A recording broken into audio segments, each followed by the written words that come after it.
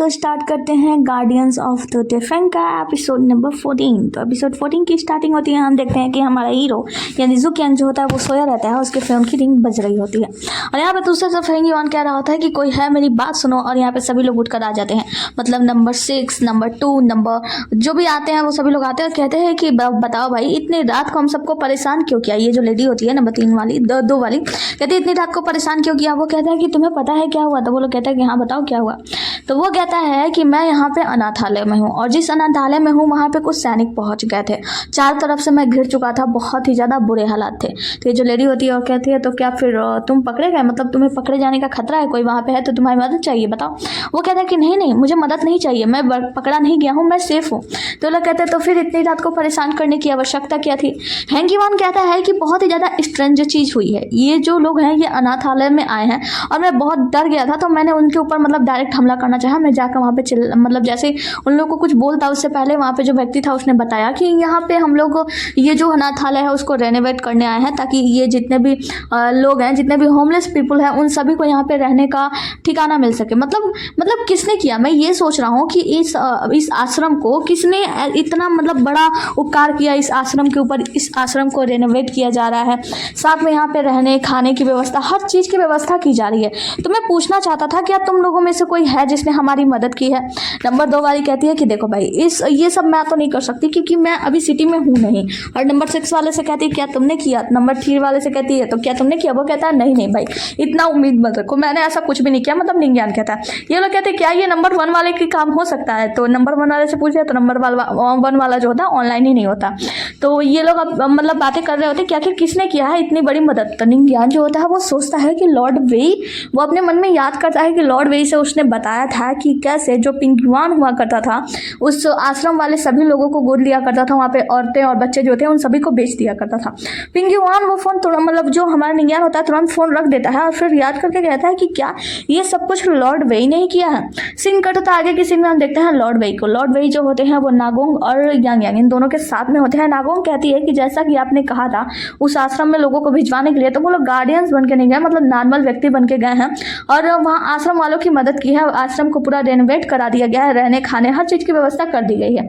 वो पूछती है कि पिताजी मतलब बेईमान पिताजी आप ये बताइए कि आखिर ये सब आप क्यों कर रहे हैं, क्या आप ये सब वो जांच करना चाहते हैं, मतलब जो पिंगुआन था वो भी वहाँ से रिलेटेड था तो क्या आप उसके केस की जांच कर रहे हैं इसलिए ऐसा कर रहे हैं। तो उसके पिताजी कहते हैं कि नहीं मैं ये सब इसलिए नहीं कर रहा हूँ, मैं बस ये सब इसलिए कर रहा हूँ क्योंकि वहाँ के जो होमलेस पीपल है ना उन लोगों को एक सहारा मिल सके और वो सभी शांतिपूर्वक अपना जीवन व्यतीत कर सके। बेईमान जो होते हैं वो यांग यांग को अपने पास बुलाते हैं और कहते हैं कि ये लो ये आगे का काम करना है और एक काम करो इसे ले जाकर लियूचुंग को दे देना और याद रखना कोई भी गड़बड़ी नहीं होनी चाहिए। उसका बेटा कहता है मतलब जो यांग यांग कहता है वो कहता है कि बिल्कुल।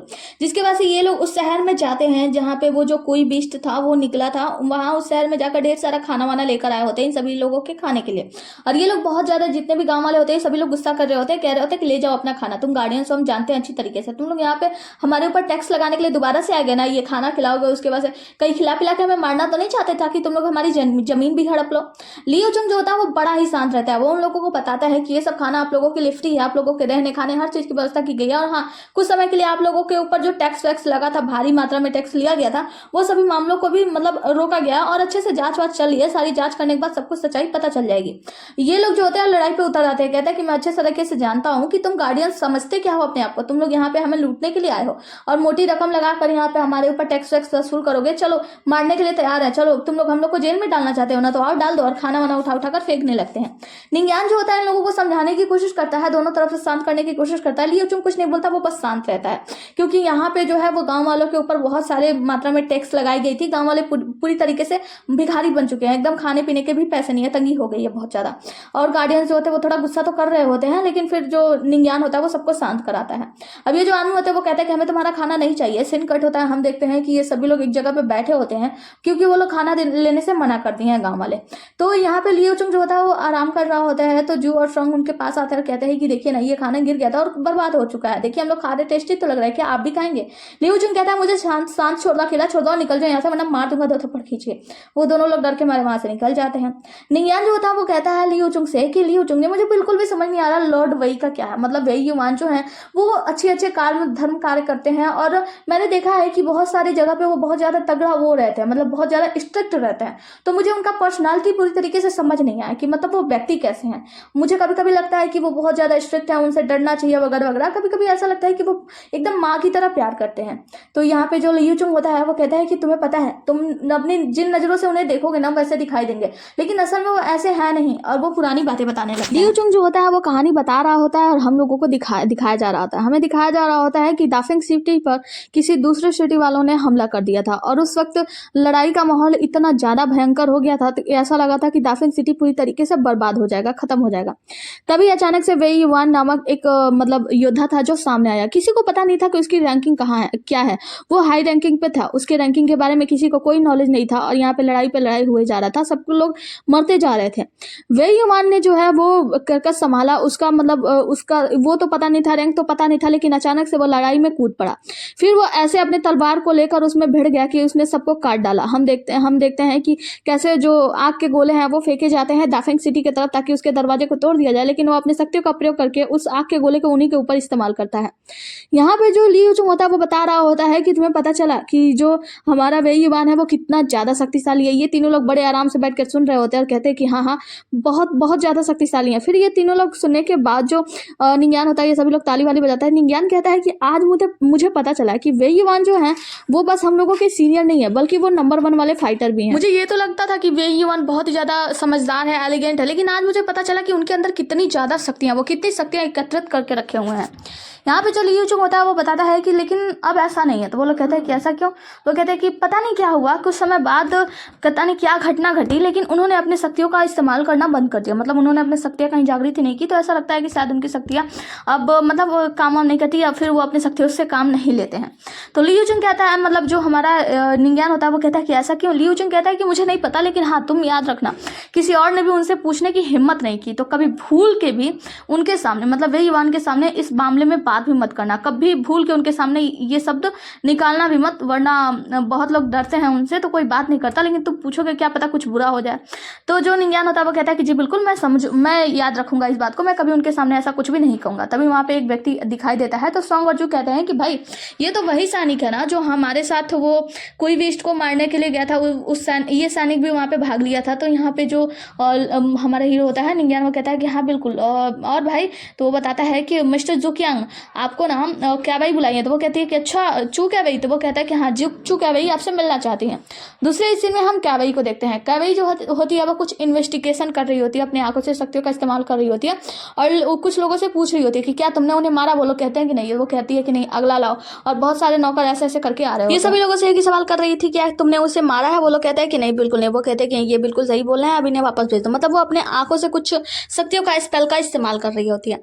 अब यहाँ पे जो होता है वो बहुत ज्यादा थक गई होती है, कहती है कि तुम लोग जाओ अगले को भेजो। तभी हम देखते हैं जुकियांग मतलब निंगयान वहां पे आता है। वो व्यक्ति कहता है कि निंगयान आ चुके हैं। तो वो कहती है कि जुकियांग तुम आ गए, ओला मैं बहुत ज्यादा थक गई थी, एक काम करो अब मेरा काम तुम करो, ये सब तुम्हें पता है तुम्हारे ही वजह से हुआ था। निंगयान कहता है कि मेरी वजह से? वो कहती है और नहीं तो क्या, तुमने ही तो आइडिया दिया था कि तुमने अपने सीनियर को बोला कि तुम बहुत ज्यादा बीमार हो, तुम घर पे बैठ गए, तुम्हें बहुत सारा कागजी वर्क दे दिया गया था। मैंने भी सोचा कि मैं यही करूंगी और मैंने नाटक बनाया कि मैं बीमार हूँ। और तुम्हें पता है चेंग हुआन ने क्या किया? चेंग हंगुआन ने मुझे छुट्टी दे दी, मैं घर पे बैठ गई, लेकिन अब देखो वो क्या कर रहा है, मेरी आंखों के स्पेल का इस्तेमाल करा के केस सॉल्व करवा रहा है। इतने सारे लोग आए हैं बाहर, तो अभी 100 से भी ज्यादा लोग हैं, वो सभी लोग एक एक करके आएंगे, मैं अपने आंखों से इस स्पेल का इस्तेमाल करूंगी, उनसे पूछूंगी, अगर वो सच्चाई बताते हैं तो पकड़े जाएंगे, नहीं तो ये सभी तो सच ही बोलते हैं, सभी को जाना पड़ता है। और मेरी आंखें तो ऐसी लगती है, मेरी आंखें तो भड़क जाएंगी, फूट जाएंगी मेरी आंखें, मैं पागल हो जाऊंगी, अब तुम्हें मेरी मदद करनी होगी। निंगयान कहता है मैं इसमें क्या कर सकती हूँ? वो कहती है मुझे कुछ नहीं पता, ये रहा केस फाइल, अब तुम देखो आगे तुम मेरी मदद करोगे, इससे ज्यादा मैं कुछ नहीं जानती हूँ। और वो वहां पे सो जाती है। जिसके बाद से जो निंगयान होता है वो केस फाइल पढ़ने लगता है और केस फाइल पढ़ते पढ़ते हमें उस जगह पर ले जाया जाता है। उस केस फाइल में लिखा होता है कि एक सैनिक जो कि मतलब एक गार्ड था, वो मतलब स्टडी रूम में गया था और वहां पे उसकी मौत हो गई थी। तो वहां पे वो पढ़ता है तो उसे कुछ स्ट्रेंज जो चीजें मिलती हैं।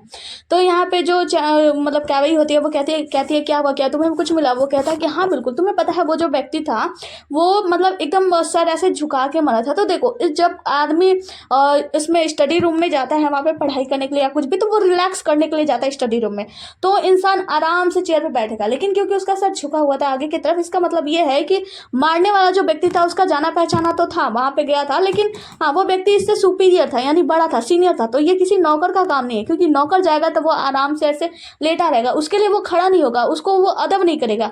जिस तरीके से वो इसे रिस्पेक्ट दे रहा है, इसका मतलब सामने वाला जो व्यक्ति है वो सुपीरियर है, उसका सीनियर है, और वो जाना पहचाना है, क्योंकि उसने आवाज भी नहीं किया। तो कैवई कहती है कि भाई इतना ज्यादा दिमाग में मैंने पहले क्यों नहीं लगाया, अब क्या किया जाए। वो कहता है एक काम करो, इन नौकरों को हटाओ, ये बताओ सीनियर्स कहाँ हैं, उन लोगों की जांच करनी चाहिए। तो जो हमारी मतलब कैवई होती है वो कहती है कि हाँ जो सीनियर है ना वो बाहर खड़े हैं। तो वो कहता है कि ठीक है फिर बाहर चलो। इसके बाद से जो हमारा हीरो होता है निंग्यान, वो जाता है और बाहर एक व्यक्ति से बात कर रहा था। वो सीनियर होते हैं झाओ चिगजियान नाम के। तो वो झाओ चिगजियान से पूछता है कि आप उस वक्त कहाँ थे वगैरह वगैरह, ढेर सारा सवाल करता है। झाओ चिगजियान जो होता है वो कहता है कि देखो हम मेरे अंडर में ना बहुत सारे ऐसे मतलब वो हैं काम करने वाले कमांडर, मतलब बहुत सारे वो सैनिक है। इसका मतलब ये नहीं कि मैं सबकी खबरें रखता फिरूंगा, मुझे ये खबर नहीं थी कि उसकी मृत्यु कैसे हुई वगैरह वगैरह। तो वो कहता है कि देखिए मतलब निंग्यान कहता है कि देखिए ये नॉर्मल सा बस पूछताछ है, कृपया आप मेरी मदद करें।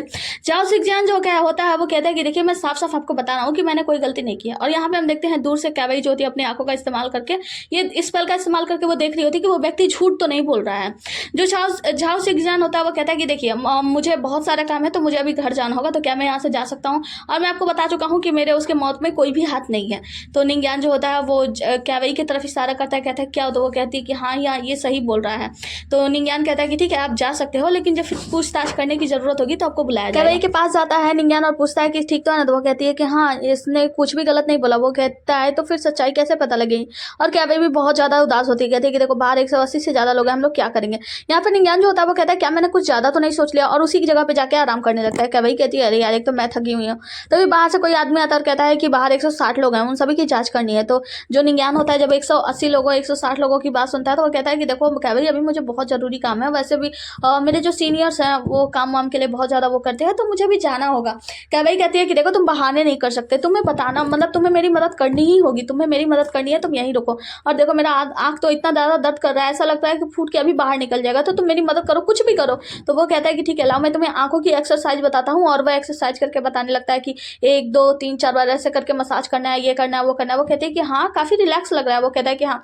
और फिर वो कहती है कि तो फिर और कोई भी तो मसाज बताओ, मतलब इससे तो थोड़ा बहुत नॉर्मल ही हुआ है। तो वो फिर दूसरा मसाज बताता है कि आंखों के ऊपर कैसे करके मालिश करना है, क्या करना है। अरे हाँ ऐसा नहीं करना, उल्टा कर रही हो तुम, ऐसे करके मसाज करो, 1 2 3 4 8 10 6 12 1 2 3 4 8 10 6 12 ऐसे करके मसाज बताता है।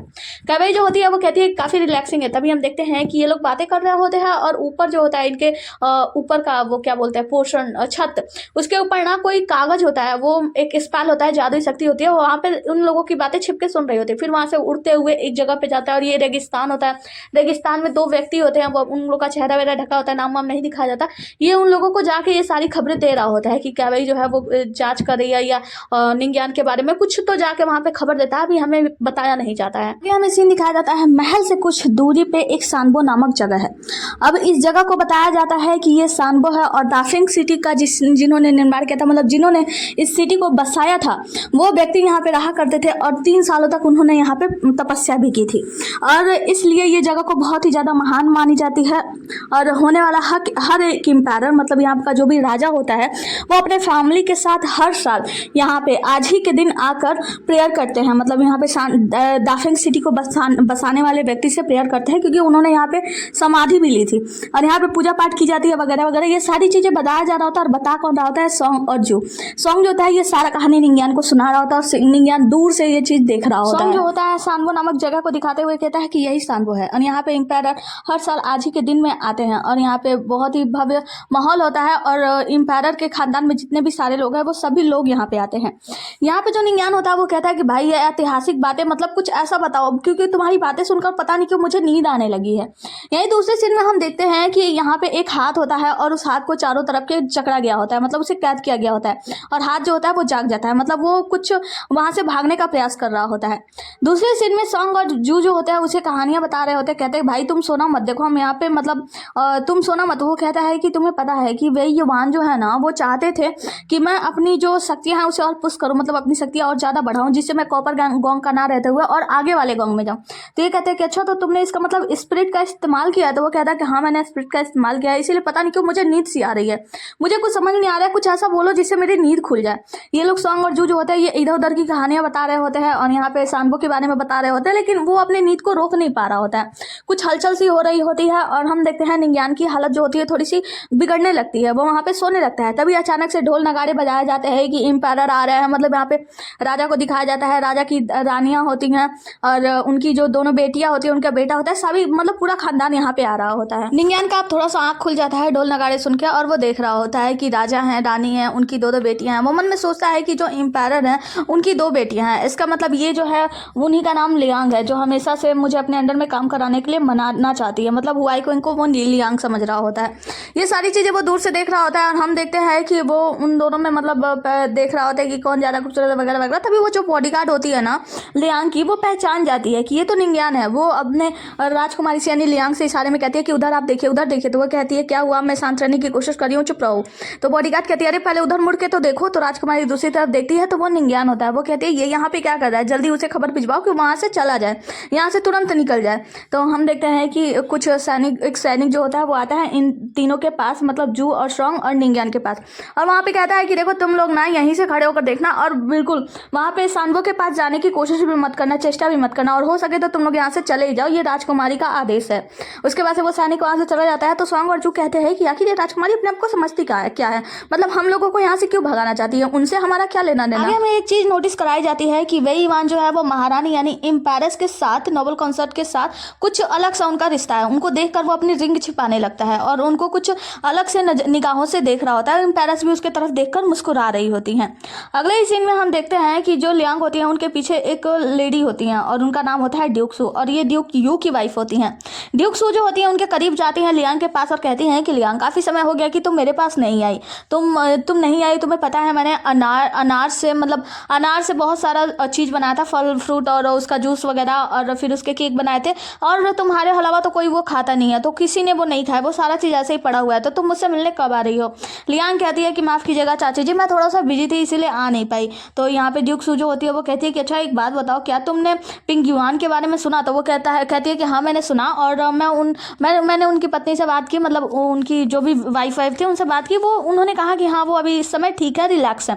तो जो ड्यूक सू होती है वो कहती है कि ठीक है, और जब भी टाइम मिले तुम मेरे पास जरूर आना, मुझे तुमसे ढेर सारी बात करनी है, तुम्हारे लिए अच्छा अच्छा पकवान बनाऊंगी। तो लियांग कहती है बिल्कुल आंटी, मैं पूरी कोशिश करूंगी, मैं जरूर आपसे मिलने के लिए आऊंगी। अच्छा एक चीज बता देना कमेंट करके कि ड्यूक सू वाला नाम मैंने पिछले कौन से ड्रामे में वो इस्तेमाल किया था, कमेंट करना। जिसका कमेंट होगा सही नाम, मतलब फर्स्ट वाला, उसको पिन कर दिया जाएगा। ड्यूक सू और लियांग में जो बातें हो रही होती है, ये सारी बातें जो होती है वो राजकुमारी हुआई क्विंग सुन रही होती है। हम देखते हैं कि ये सभी लोग कहते हैं कि अब राजा का जो पूजा है, वर्शिप है, वो समाप्त हुआ। आप सभी लोग महाराज को प्रणाम कीजिए। सभी लोग महाराज को प्रणाम करते हैं। एक दरवाजा से जो लगा होता है पर्दा, वो पर्दा हटता है।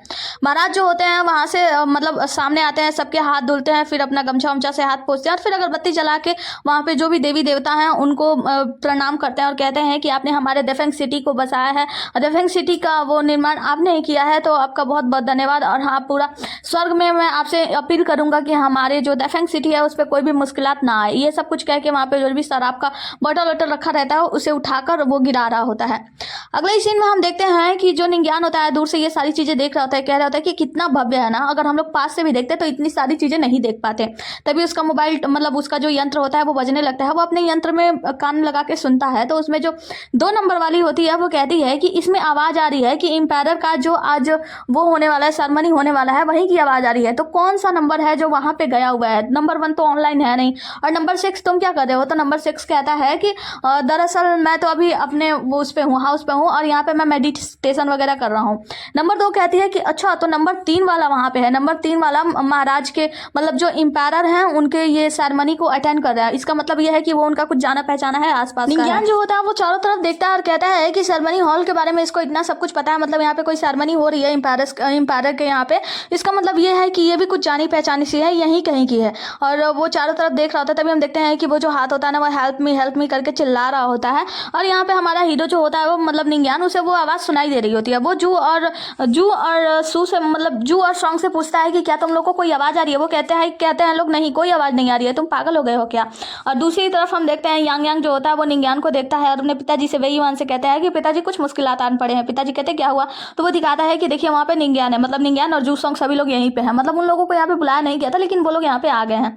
तो यहाँ पे निंग्यान जो होता है दूसरी तरफ वो चिल्ला रहा होता है कि किसी की आवाज़ आ रही है, कोई हेल्प में चिल्ला रहा है। तो यहाँ पे जो जू और सॉन्ग होते हैं वो कहते हैं कि भाई एक बात बताओ, अकेले में तुम किस स्त्री से मिलने के लिए गए थे जिसके कान तुम्हारे आवाज़ों में मतलब जिसके आवाज़ तुम्हारे कानों में गूंज रहे हैं। निंग्यान कहता है कि मुझे नहीं पता ये सब कुछ क्या हो रहा है, लेकिन कुछ तो है, कुछ तो स्ट्रेंज है जो मेरी कानों में आवाज़ आ रही है, मतलब कुछ अजीब लग रहा है। तभी हम देखते हैं कि जो राजा होते हैं वो अगरबत्ती जला रहे होते हैं, उनका शराब का प्याला जो होता है वो हिलने लगता है। अचानक से यहाँ पे भूकंप की स्थिति बन जाती है। बोले तो यहाँ पे एक बड़ा सा तलवार जो होता है कमरे के अंदर रखा गया, तो तलवार बाहर आता है फाड़ के छत और पूरा मतलब उथल पुथल करने लगता है। बहुत सारे तलवार यहाँ पे निकल जाते हैं और इन सभी लोगों पे हमला करने लगते हैं। सभी लोग जो होते हैं वो बचाने के लिए इधर उधर दौड़ने लगते हैं। राजकुमारी एक तरफ आ जाती हैं। जो यांग यांग होता है वो जाता है महाराज को बचाने के लिए, नागोंग तो महाराज को बचाने के लिए चली ही गई होती है, यांग यांग भी जाता है। तो जो वेईवान होते हैं वो कहते हैं कि यांग यांग तुम वहां मत जाओ, तुम एम्पायरस की रक्षा करो। यहाँ पे सभी लोग एक दूसरे की रक्षा कर रहे होते हैं, जितने भी सैनिक होते हैं वो लड़ने के लिए तैयार होते हैं और बहुत ही खतरनाक वाला माहौल बन गया होता है। और हम देखते हैं कि वो जितना भी तलवार वगैरह होता है ना, वो आकर वो हाथ जो बाहर निकलने की कोशिश कर रहा होता है उसके ऊपर भी वार कर रहा होता है या उसे छुड़ाने की कोशिश कर रहा होता है। हम देखते हैं कि यहाँ पे एक तलवार जो होती है ना वो आती है राजकुमारी लियांग को मारने के लिए। तो राजकुमारी लियांग अपनी बॉडीगार्ड को बचाने के लिए दूर फेंक देती है और वो तलवार से वहाँ का जो पुल होता है वो टूट जाता है। राजकुमारी लियांग गिरने ही वाली होती है। राजकुमारी लियांग गिरने ही वाली होती है। निंग्यान आता है, उसका हाथ पकड़ता है, उससे खींच लेता है अपने तरफ।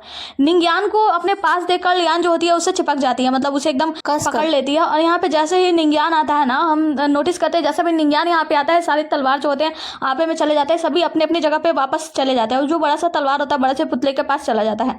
अब सभी लोग कहते हैं, मतलब जो बॉडीगार्ड होती है वो कहती है कि राजकुमारी लियांग आप ठीक है, तो वो कुछ नहीं बोलती। निंग्यान कहता है कि राजकुमारी आप ठीक हो, तो वो उससे दूर होती है। जिसके बाद से आप सभी लोग जो होते हैं वो इधर उधर देखते हैं, शांति होते हैं कि हाँ चलो ठीक हो गया। तो जो निंग्यान होता है वो कहता है कि ग्रैंड प्रिंसेस आप ठीक तो है ना। लियांग कहती है कि हाँ हाँ मैं ठीक हूँ, अब एक काम करो तुम जाओ यहाँ से। तो हम देखते हैं कि वाई क्विंग ध्यान देती है कि ग्रैंड प्रिंसेस बोल रहा है और वाई क्विंग कहती है कि तुम्हारा नाम निंग्यान है, तुम जो कियांग हो ना। तो वो कहता है कि हाँ मेरा नाम ही निंग्यान है और वो सामने जाता है बोलने के लिए। इससे पहले लियांग बीच में आ जाती है और कहती है क्या क्या क्या पूछना क्या चाहती हो, बस हो गया ना, कुछ नहीं बोलना, आप शांत रहो, चुप चुप चुप रहो तुम। तो यहाँ पे लियांग और मतलब लियांग जो होती है वो वाई क्विंग और निंग्यान को बात करने नहीं देती। वेईवान जो होता है वो एम्पायर के पास जाता है और राजा से जाकर कहता है कि महाराज मुझे क्षमा कीजिए, यहाँ का जो देख रेख था, यहाँ का जो सुरक्षा का जिम्मेदारी था वो मेरा था और मैं अपनी जिम्मेदारी में चूक गया, इसके लिए आप जो भी सजा देना चाहें मुझे मंजूर है। एम्पायर जो होते हैं वो कहते हैं कि ठीक है एक काम करो, कमरे में किसी को आने की इजाजत नहीं है, सभी को यहीं पे रखो, मैं अभी आता हूँ। और वो उस कमरे के अंदर जाते हैं। जब वो उस कमरे के अंदर जाते हैं तो देखते हैं एक पुतला होता है जो तलवार बड़ा सा लिया होता है और उस तलवार को मतलब वो तलवार जो होता है वो अचानक से हिल रहा होता है, आउट ऑफ अंडर कंट्रोल हो रहा होता है। एम्पायर जो होते हैं वो अपने शक्तियों का इस्तेमाल करते हैं, उस तलवार को स्टेबल करते हैं, मतलब वो तलवार जो होता है वो रुक जाता है। जिसके बाद से एम्पायर उस पुतले के सामने जाता है और कहता है तो क्या हुआ, तुम्हें पता है मैं अपने सभी दुश्मनों से लड़ने में सक्षम हूँ, हर एक कोई भी दुश्मन मेरे सामने आ जाए ना मैं उनसे पीछे नहीं हटूंगा, मैं किसी से हार नहीं सकता। तो क्या हुआ अगर तुम फर्स्ट रैंक होल्डर हो, तो तुम्हारा फर्स्ट रैंक है तो क्या हुआ, अभी तो ऐसा लगता है कि सबसे बड़ा दुश्मन मेरा टाइम है यानी समय।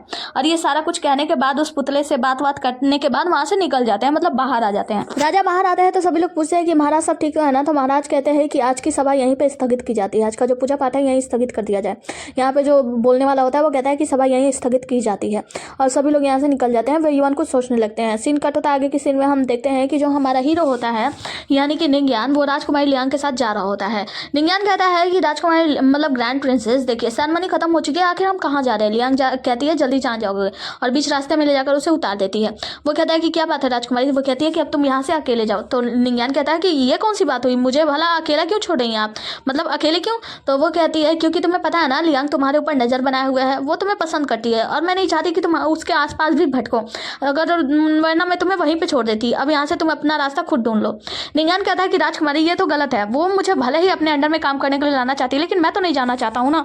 आप ऐसा क्या कैसे कर सकती हैं राजकुमारी, मुझे भी इस रास्ते में छोड़कर मत जाइए। लियांग कहती है बहुत हुआ, अपना रास्ता खुद ढूंढ लेना और वहां से अपने गाड़ी के साथ चली जाती है। आगे की सीन में हम वेईवान को देखते हैं। वेईवान जो होते हैं वो अपने पास्ट को याद कर रहे होते हैं, जब वो महारानी यानी जो नोबल कॉन्सर्ट चैंग है उनसे बहुत प्यार किया करते थे। पहले वो दोनों प्रेम में थे, एक दूसरे के साथ मतलब शादी वादी करने का कसम वसम खाया करते थे। लेकिन चैंग ने उन्हें एक बार एक तोहफे में सामान दिया था, मतलब एक पॉट था और उसे देते हुए उसने कहा था कि हम दोनों साथ में जीवन बिताएंगे, तुम मेरे चांद हो तो मैं तुम्हारी रोशनी हूँ। ऐसा करके ये लोग सारी वारी मार रहे होते हैं कि हम दोनों एक दूसरे से बहुत प्यार करेंगे।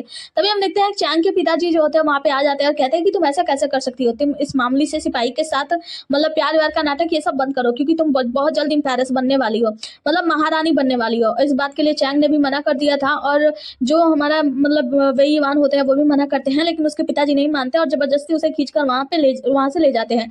वही पॉट जो होता है वो टूट गया होता है, उसी पॉट के टुकड़े से इन्होंने अपने लिए एक अंगूठी बनाई है, यानी कि वेई युआन जो है वो अपनी वही अंगूठी छुपाने की कोशिश कर रहे थे, और ये सारी चीजें वो याद करके बहुत ही ज्यादा उदास हो रहे होते हैं। आगे हम देखते हैं कि नागोंग और यांग जो होते हैं वो सैनबो का पूरा जो कच्चा चिट्ठा होता है वो लेके आते हैं और कहते हैं कि पिताजी यानी वेई युआन, ये आपके लिए वो सारा कच्चा चिट्ठा है, आप देखिए मतलब वहाँ पे क्या गड़बड़ हुई है, हम लोग जांच कर रहे हैं।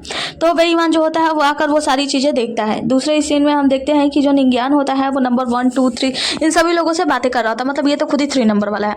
अब यहाँ पे बात करने पे मतलब निंगियान जो होता है वो सुनता है, तो ये लोग कहते हैं कि पता नहीं क्या हुआ था कि एम्पायर मतलब वहाँ पे जो एक तलवार है वो तलवार ने उन सभी लोगों के ऊपर हमला कर दिया था, मतलब वहाँ पे क्या गड़बड़ी हुई थी ऐसा कुछ भी पता नहीं चला। नंबर 1 वाला कहता है कि मैं वहीं पे था, लेकिन मुझे कुछ स्ट्रेंज नहीं दिखा, मतलब हाँ कुछ ऐसा तो लगा कि वहाँ पे कुछ शैतानी शक्ति है या कोई शैतानी व्यक्ति है जो कि वहाँ पे घुसपैठ करने की कोशिश कर रहा है, मतलब मारने वारने की कोशिश कर रहा था, जो कुछ भी है। निंगियान जो होता है वो कहता है कि मुझे कुछ स्ट्रेंज सी आवाज़ सुनाई दी, मतलब ऐसा लगा जैसे कोई है जो पुकार रहा है हेल्प मी करके। तो ये लोग मतलब नंबर 2 वाली जो लड़की होती है वो कहती है कि अच्छा तो इसका मतलब ये है कि तुमने ऐसी कोई आवाज़ सुनी क्या, किसी और ने सुनी? तो लोग कहते हैं कि नहीं ऐसा कोई बात नहीं है, मतलब ये लोग ये कंक्लूजन पे पहुंचते हैं कि कोई तो शैतानी व्यक्ति है जो इन सब काम को कर रहा है। उसके बाद से सारे बात करने के बाद ये लोग इस कंक्लूजन पे आते हैं, वो लोग कहते हैं कि इसका मतलब है सानमो में कुछ ऐसी चीज़ छुपी हुई है, कुछ ऐसी चीज़ को कोई ऐसा व्यक्ति या किसी ऐसे वस्तु को मतलब कैद किया गया है जो कि सिर्फ एम्पायर जानते हैं। इसके बारे में या तो एम्पायर जानते हैं या तो एम्पायर की फैमिली मतलब उनकी जो रॉयल फैमिली है वही जानती है। अब ये लोग मतलब जो बातें करते हैं, तो उसके बाद से सीन कट होता है और हमें दिखाया जाता है वेई युआन को। वेई युआन जो होता है अपने दोनों बच्चों का वो जो जांच वाच के लिए कागज वागज लेकर आए होते हैं, वो कागज वागज देखता है और बहुत सारी चीज़ें जांच वाच करने के बाद कहता है कि देखो मैं तुम लोगों को एक बात बता देना चाहता हूँ। वो कहता है नागोंग और यांग से, देखो जो कुछ भी हुआ मैंने मतलब ये जो दस्तावेज आए हैं जो भी कुछ आया है वो कुछ पढ़ने के बाद मुझे ये समझ में आया कि तुम लोगों को इन सभी में नहीं पढ़ना है। इस मतलब ये जो कुछ भी हुआ आज के दिन ना वो सब कुछ भूल जाओ, तो तुम्हें आगे की इसकी जांच नहीं करनी है। मतलब वो कुछ स्ट्रेंज सा होता है जो कि वो नागोंग को मतलब वेई युआन को पता चल जाता है कि कुछ स्ट्रेंज है। वो कहता है कि अब तुम लोगों को इस मामले में ज़्यादा मतलब वो करने की जरूरत नहीं है, इसमें टांग अड़ाने की जरूरत नहीं है, इस मामले को मैं यहीं छोड़ दो और भूल जाओ कि आज जो कुछ भी हुआ। आगे हम देखते हैं राजकुमारी हुआईकुंग को। राजकुमारी हुआईकुंग का जो आदमी होता है वो आकर बताता है कि प्रिंसेस लियांग जो है वो निंगियान को अपने पास बुलाती है, मतलब मिलने के लिए, मतलब वो उनसे बात करता है, किस बारे में बात करता है। लेकिन हाँ एक चीज़ स्ट्रेंज है, जो प्रिंसेस लियांग है वो ज़ोकियांग से यानी निंगियान से मिल तो रही है, उससे बातें तो कर रही है, लेकिन हाँ वो आपका नाम लेकर मिल रही है, मतलब हुआईकुंग बन के मिल रही हैं। मतलब वो अपना रियलिटी क्यों नहीं बताना चाहती, रियल चीज़ क्यों नहीं बताती हैं। तो जो हुआईकुंग होती है वो कहती है कि खैर वो सब छोड़ो, अच्छा ये बताओ वेई युआन के बारे में कुछ पता चला? तो वो कहते हैं कि हाँ वेई युआन से मतलब वहाँ पे जाकर मैंने पता किया कि वो लोग जो हैं वो एस्ट्रोलॉजिकल डिपार्टमेंट से कुछ चीज़ें लेकर आए हैं, मतलब वो जितनी भी खबर होता है वो सारी चीज़ें बताता है। जिसके बाद से प्रिंसेस हुआईकुंग जो होती है वो कहती है कि ठीक है ये बहुत अच्छी बात है, और एक काम करना आगे से ध्यान रखना, मतलब इन सभी पे नजर बनाए रखो, लोगों को भेज दो कि वो उन लोगों का पीछा। आगे किसी में हम प्रिंसेस लियांग को देखते हैं। प्रिंसेस लियांग जो होती है वो बैठी होती है और बहुत सारे लोग इनके नौकर चाकर जो भी होते हैं सानिक वानिक, वो सभी आपस में मतलब बातें कर रहे होते हैं, वो क्या बोलते हैं डिबेट कर रहे होते हैं। प्रिंसेस लियांग कहते हैं कि ये सब बस लड़ाई करते रह जाएंगे, कोई मतलब रियल कंक्लूजन पे नहीं पहुंचेगा। उसकी बॉडीगार्ड जो होती है वो कहती है कि प्रिंसेस आप सोच क्या रही हैं? वो कहती है कि मुझे ऐसा लगता है कि जो हुआईकुंग है राजकुमारी, उन्हें पता चल गया होगा अभी तक सच्चाई, क्योंकि वो इतनी स्मार्ट जो हैं और उन्हें पता चल जाएगा तो वो जल्दी ही निंगियान को हमारे से दूर ले जाएंगी। तो बॉडीगार्ड कहती है तो क्या हुआ फिर, अगर वो चला भी गया तो हम कोई और पोएट ढूंढ लेंगे ना, आपको इतनी चिंता करने की क्या जरूरत है, आप उसके लिए इतना क्यों सोच रही है? वो कहती है कि नहीं मुझे कोई दूसरा पोएट नहीं चाहिए, मुझे ज़ोकियांग यानी निंगियान ही चाहिए, वही चाहिए। आफ्टर ऑल मैं बड़ी प्रिंसेस हूँ, मैं नंबर 1 वाली प्रिंसेस हूँ, मैं उसे कैसे खो सकती हूँ, मुझे उसे नहीं खोना है। तो ये जो लड़की होती है बॉडीगार्ड होती है वो कहती है कि राजकुमारी क्या आप उनसे प्यार करने लगी हैं, मतलब क्या आप उससे लव करने लगी हैं? तो वो कहती है कि प्यार व्यार क्या होता है, मैं उसे कोई प्यार व्यार नहीं करती। बॉडीगार्ड कहती है कि जिस वक्त उसने आपको पकड़ा था, आप मतलब उसने आपको बचाने के लिए अपने तरफ खींचा, आपने उसे कैसे अपने बाहों में भर लिया और उस वक्त सभी लोगों ने आपको देखा उसे बाहों में भरते हुए, तो ऐसा लगता है कि हो सकता है कि आप उससे प्यार करने लगी हो। तो जो राजकुमारी होती है कहती है नहीं ऐसी कोई बात नहीं है, बस मैं तुम लोगों से ये कहना चाहती हूँ कि तुम लोग कोई आइडिया ढूंढो जिससे उस मतलब वो लड़के को निंगियान को सब कुछ पता भी चल जाए, लेकिन फिर भी वो मुझसे दूर ना जा पाए, मैं उसे अपना ही बना के रखूँ, मैं उसे अपने से दूर नहीं जाने दे सकती चाहे कुछ भी क्यों ना हो जाए। बॉडीगार्ड कहती है तो राजकुमारी मेरे पास एक आइडिया है। राजकुमारी कहती है हाँ हाँ बताओ। तो वो कहती है कि राजकुमारी आप उसे रख क्यों नहीं लेती, मतलब आप हमेशा के लिए उसे अपना कैप्टमैन बना लीजिए। तो वो कहती है कि क्या कैप्टमैन। इसी के साथ ये एपिसोड यहीं पे समाप्त होता है। मिलते हैं अगले एपिसोड में, तब तक के लिए बने रहिए हमारे साथ। टाटा बाय बाय, टेक केयर। और हाँ, वीडियो को लाइक किए बिना बिल्कुल मत जाना, और नए हो तो सब्सक्राइब कर देना। Bye bye.